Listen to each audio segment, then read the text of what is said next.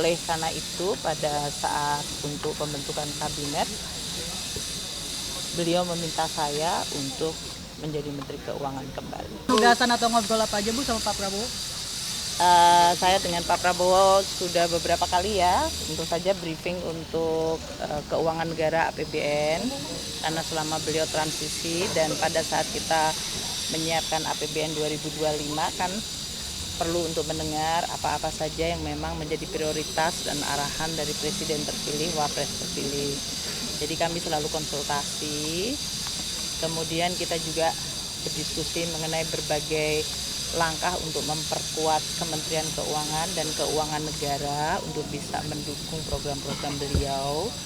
Makanya berbagai arahan mengenai pengelolaan dari sisi penerimaan negara, pajak, bea cukai, PNBP, belanja negara untuk kementerian lembaga maupun untuk transfer ke daerah, dan juga berbagai investasi yang dilakukan itu perlu dioptimalkan, ditingkatkan kualitasnya, diyakinkan untuk efektivitasnya, terutama untuk manfaat kepada masyarakat. Beliau perhatian sangat kepada bagaimana dampak APBN kepada masyarakat.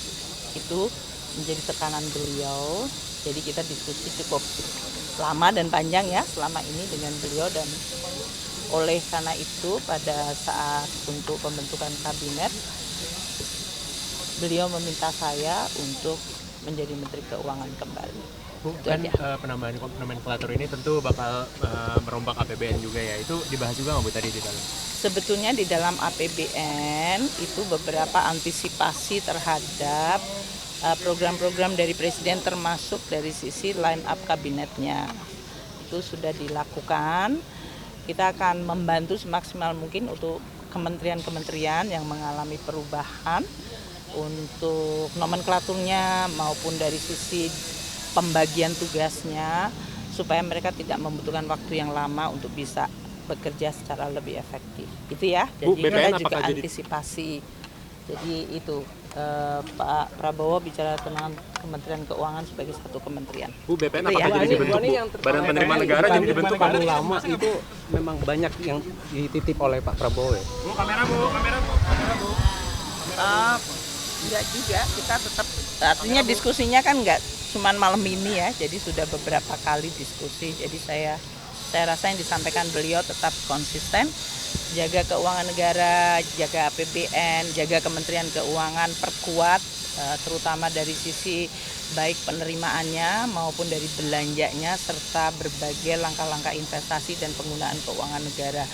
Konsisten beliau selalu mengatakan begitu. Sampai Ibu untuk tadi memberikan jika ada kementerian baru untuk sisi penganggaran kira-kira butuh berapa lama Bu? Tadi kan seperti sebutkan. Ya nanti kita akan berhubungan dengan para menteri untuk bisa membantu semaksimal mungkin dari kami, dari anggarannya, dari organisasinya, dari penunjukan pejabatnya, sehingga program-program yang akan dilakukan sehingga bisa berjalan secara cepat. Bu, memastikan jadi Ibu menerima.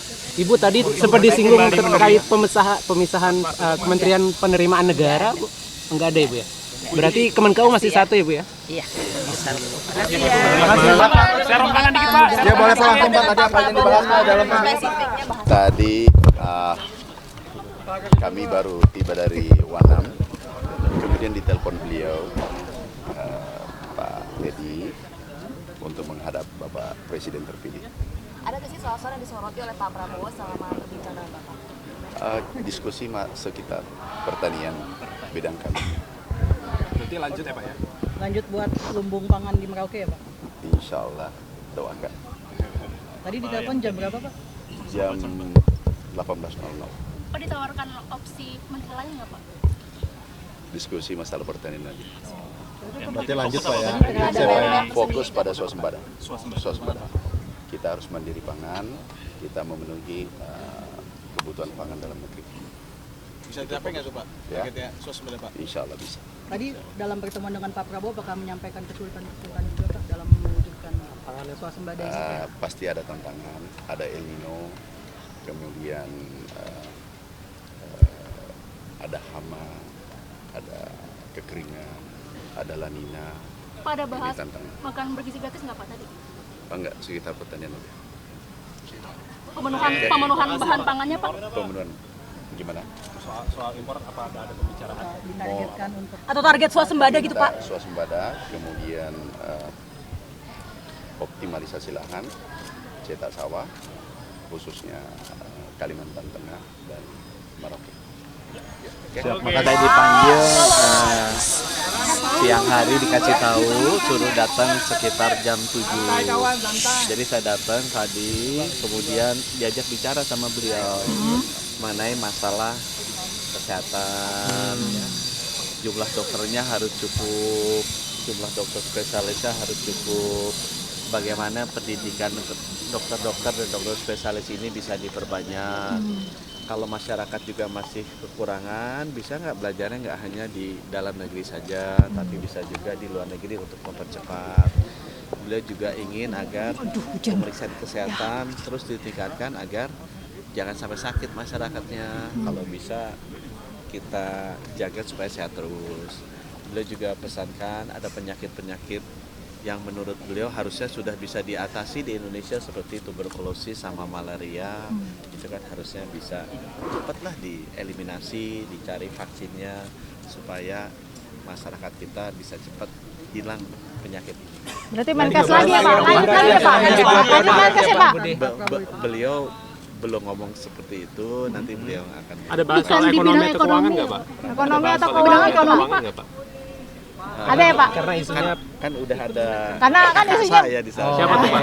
siapa Pak? Siapa Pak? Jadi sama sekali nggak bahas Pak. ekonomi atau keuangan ya Pak? Sempat ditawari jadi Menkyu nggak Pak tadi Pak? Apa? Sempat ditawari jadi Menkyu nggak Enggak, tadi Pak? tadi kita ada makanan jadi. Jadi full bahas kesehatan Pak. Kesehatan ya Pak? Bukan bidang ekonomi Pak sama sekali Pak. Cocok dengan Ibu Sri Mulyani aja ya Pak? Oh kan kita duduknya di sebelahnya sama Ibu Sri. Oke, lanjut Menkes ya Pak. diajak bicaranya Pak. Sendiri-sendiri. Sendiri ya Pak? Ada apa lagi? Berarti ke depan Pak, TBC jadi fokus ya Pak ya? TBC dan Malaria. screening kesehatan, dan juga pendidikan dokter dan dokter spesialis. Pak berarti Depan ada besok malaria summit ya Pak katanya Pak. Pak berarti besok ke Hambalang dong Pak? Kenapa? Besok ke Hambalang? Waduh, belum dikasih tahu. Pak, pemanggilan Bapak tuh mendadak juga nggak Pak? Atau Tadi ada sebenarnya perubahan yang mendadak itu Pak? Hari ini saya dipanggil. Jam berapa Pak? Jam berapa Pak? Baru ya? Siang jam 1-an. Oke. Makasih Pak Budi. Ya, saya tadi dipanggil oleh Pak Prabowo. Beliau memberikan arahan bagaimana rencana ke depan, karena tentu situasi dunia sedang tentu kompleks ya, kita bisa lihat. Dan tentu amanah ini ya tadi saya sampaikan akan saya jaga sebaik-baiknya, dan saya akan pastikan amanah ini kita sukseskan gitu. Saya bekerja keras, semua tahu, dan saya loyal. Tetapi ya memang situasi tidak mudah ya, kita harus terus dorong seluruh yang tentu diamanahkan gitu. Pak berarti posisinya menteri sama Oh, atau saya rasa itu tupoksi beliau sebagai Bapak Presiden. Kembali beliau yang nyampaikan nanti. Kalau saya yang penting fokus yang ada. Bilang situasi dunia ini Menlu Pak. Amanatnya apa? Saya tidak bisa sampaikan sebelum beliau sampaikan. Besok ada pembekalan ya Pak? Pak besok ada pembekalan calon menteri ya Pak di Hambalang Pak? Saya belum dapat informasi. Yang pasti besok nonton bola dulu. Pembahasannya apa aja Pak? Pertama tadi saya baru dipanggil setengah jam yang lalu. Ada telepon dari Pak Teddy. Nah, kedua tentu pembahasan dengan beliau ada beberapa hal yang menjadi penekanan beliau, tetapi penugasannya tentu sesuai dengan bidang yang selama ini saya geluti. Nah, kalau posisinya nanti diumumkan oleh beliau secara langsung, tetapi beliau menyampaikan tentu geopolitik kan tidak sedang baik-baik saja, geoekonomi juga demikian, sehingga perimbangan antara barat dan timur lebih berimbang. Pak Erlangga tanda tangan fakta integritas juga nggak? Infonya baru semalam ya Pak tanda tangannya ya Pak? Iya Pak. Pokoknya dipanggilnya baru setengah jam yang lalu. Terima kasih.